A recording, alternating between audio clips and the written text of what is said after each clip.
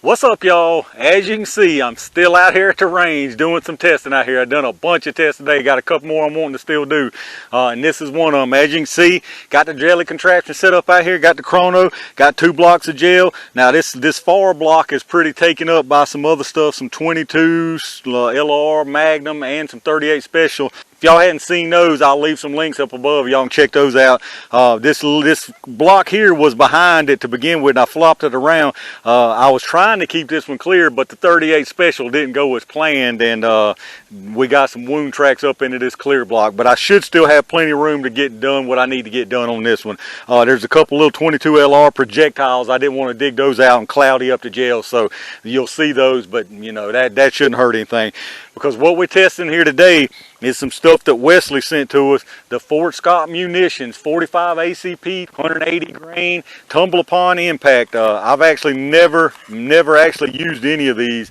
It looks just like a flat nosed copper solid. I don't know if they're solid, if they're lead. I don't know what the deal is on these. Just a flat nosed projectile.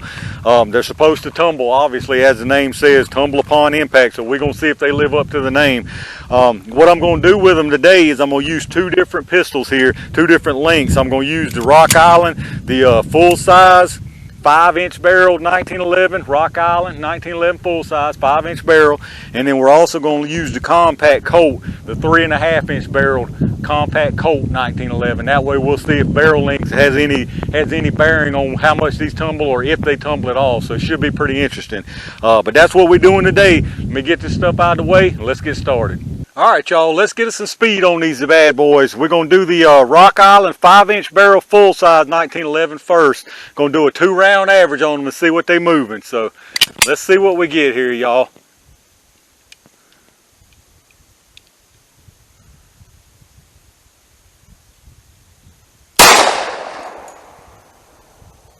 $10.17. Didn't get nothing on that one. Got to do one more.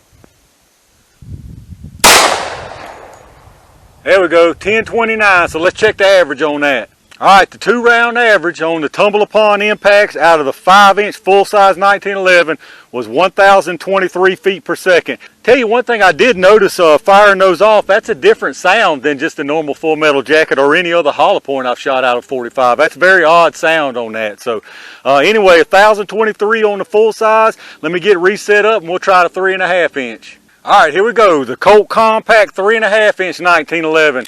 See what kind of speeds we get on these. Hopefully I don't waste any rounds on this one. I hate wasting these rounds like that, but it is what it is. Let's see what we get, y'all.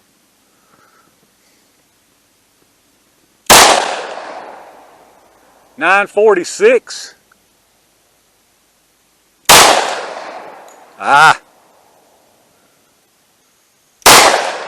There we go. $9.08. Let's see what the average on that was. All right, the 2-shot average on the 3.5-inch Colt Compact 1911 was $9.27.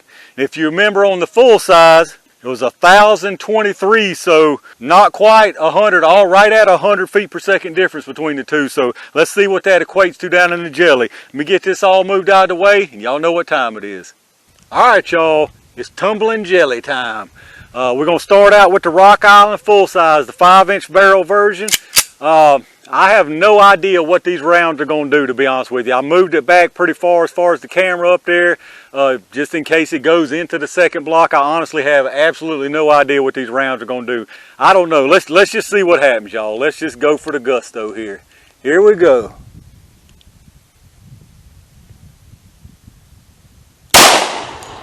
That went super low, way lower than I wanted it to go. Let me see if that stayed in, if it went out the bottom, what happened down there.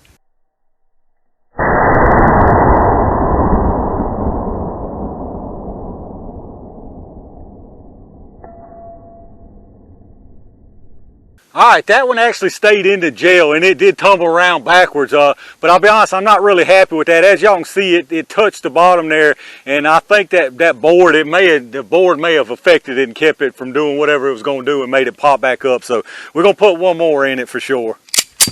Let's see what we get. I'm going to try to go a little higher on this one.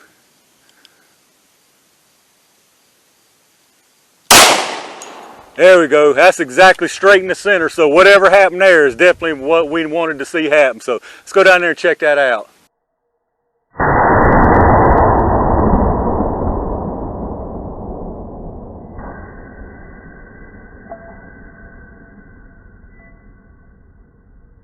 All right, I think that one showed us what we needed to see there. It went well into the second block, as y'all saw, and it was going to come out the bottom too if that board hadn't been there. But that's nothing, you know, nothing shot wise, or it's just the nature of that beast. It was it was tumbling, and it was going to come out the bottom for sure. But I think that shows us what we need to see on that. So let's do the one on this compact 1911, the 3.5-inch barrel. I'm not really sure where to put this. I don't know. We'll just see where it ends up. Here we go, y'all. Alright, that's about where I was aiming for right there. So let's see what happened out of this shorty one.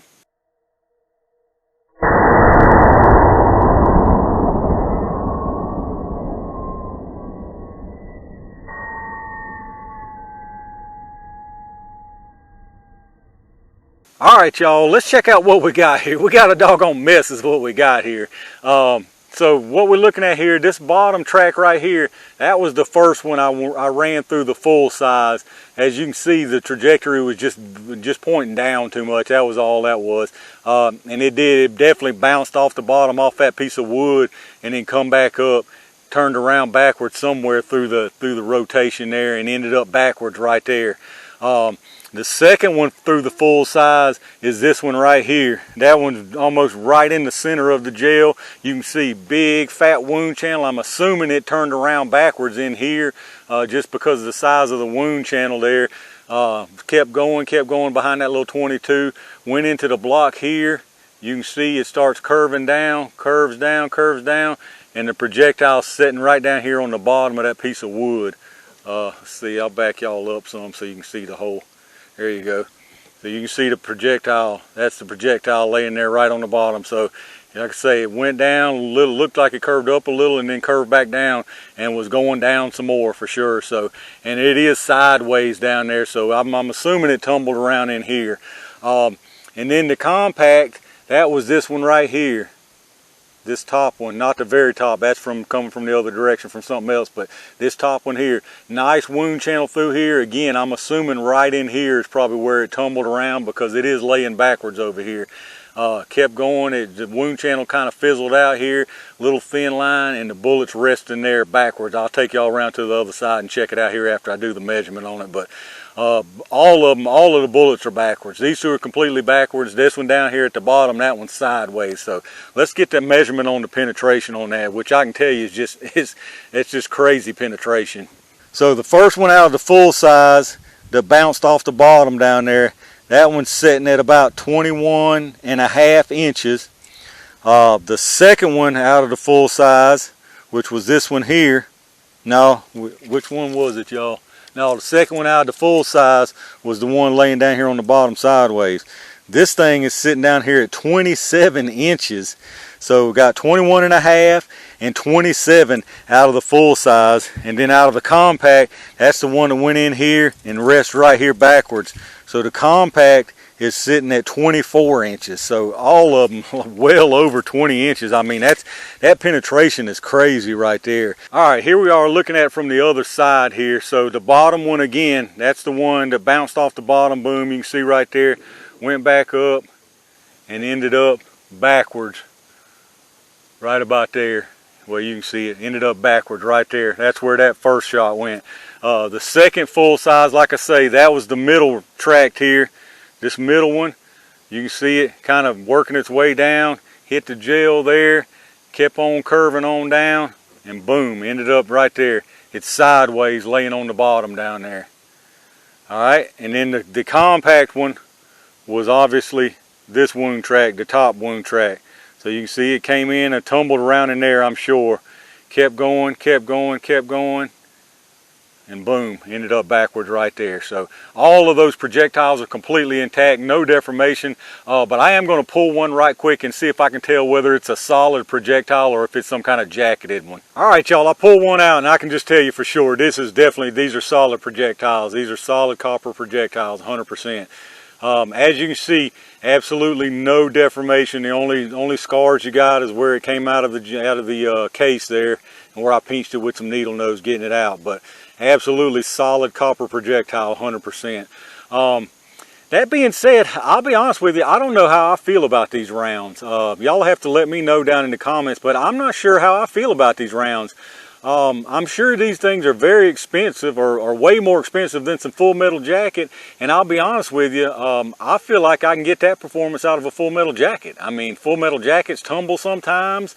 They leave about the same wound channels from what I've seen on my Full Metal Jacket test, so the penetration is going to be about the same, just because they don't expand and they keep on trucking. So I don't know, y'all let me know what you think. Maybe that would be a test to do, these versus a Full Metal Jacket. I don't know, like I say, I'm just not sure how I feel about these rounds, if I'm impressed with these rounds or not. Y'all let me know down in the comments what y'all think about these. All right, y'all, the Fort Scott Ammunition Tumble Upon Impact 45 ACP. I'm not sure what I think about this, y'all. I don't know what I was expecting out of this. I guess I was expecting like a tumble one way and a tumble the other way. I don't know what I was expecting out of this, to be honest. All I can say is I'm really not impressed with it. I'm really not. I'm interested to see what y'all think about these, but like I said, I feel like I can get pretty much similar performance out of a regular old Full Metal Jacket. I mean, y'all let me know what y'all think about that. It had crazy penetration. Do you want quite that much penetration? I mean, I don't know. Y'all tell me. I know some people love a bunch of penetration. Some people don't want a bunch of penetration. That's all over the board as far as what people think on that. But either way, I'm just not impressed, because these are, I guarantee you, these are, I hadn't looked up the price, but these are no doubt, these are way more than what you can get Full Metal Jackets for. And I think they offer about the same performance. I really do, from what I'm seeing. But let me know down in the comments what y'all think about these. If you did enjoy the video, make sure you hit that thumbs up as always. Make sure you subscribe down below. Hit the bell notification to get notified when I upload stuff if you want to. Got a whole lot of stuff coming that I've already done. I got one more test I'm doing out here, so make sure you subscribe when I upload. You can jump right on them and check them out. Appreciate all my range game members, as always, who hit that join button down below. That definitely helps the channel. Appreciate each and every single one of y'all who watches my video, who hits that like button, who subscribes to the channel, and leave me comments down below. Like I say, I really like to hear what y'all think about these things. Got a lot more stuff coming, like I said, so in the meantime, stay safe, stay prepared, and I'll see you soon.